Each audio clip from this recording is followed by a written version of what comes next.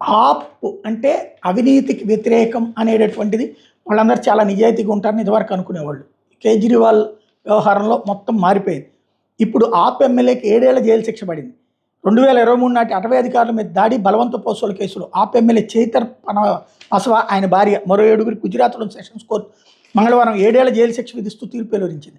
రాజుపిల్లాలోని అదనపు session judge ఏవి హిర్పరా వీళ్ళందరికీ 25,000 చొప్పున జరిమానా కూడా విధించారు. శిక్షలు పడిన వాళ్ళలో ఎమ్మెల్యే వసవా భార్య శకుంతలతో పాటు 4 మహిళలు ఉన్నారు. 2023 అక్టోబర్లో ప్రభుత్వం భూమిలో అక్రమంగా సాగు చేస్తున్న ప్రతి పంటను అటవీ అధికారులు ధ్వంసం చేశారు. ఆ తర్వాత విషయం మీద చర్చించేందుకు అధికారులందరినీ నర్మదా జిల్లా దేమియాపానాలో ఉన్న ఎమ్మెల్యే చైతర్ వసవా ఇంటికి పిలిపించారు. గిరిజన నేత అయిన వసవా అధికారులను బెదిరించడంతో పాటు ఒకరి మీద చేయి చేసుకున్నారు. తన వద్ద ఉన్న పిస్టల్తో గాల్లో కాల్పులు జరిపాడని భయపెట్టారు. పత్తి పంటను ధ్వంసం చేసినందుకు పరిహారంగా వసవారి శకుంతల అధికారుల దగ్గర నుంచి 60,000 బలవంతంగా వసూలు చేశారు. 7 ఏళ్ల జైలు శిక్షలు పడినందున ఆప్ ఎమ్మెల్యే చైతర్ వసవాపై అనర్హత వేయబడింది. సెషన్స్ కోర్టు శిక్ష విధించిన కొద్ది గంటల్లో Gujarat assembly deputy speaker Purnesh Modi MLA పస్వాని అనర్హుడైనట్టు ప్రకటించారు. తక్షణం ఇది అమల్లోకి వస్తుందని ప్రకటించారు.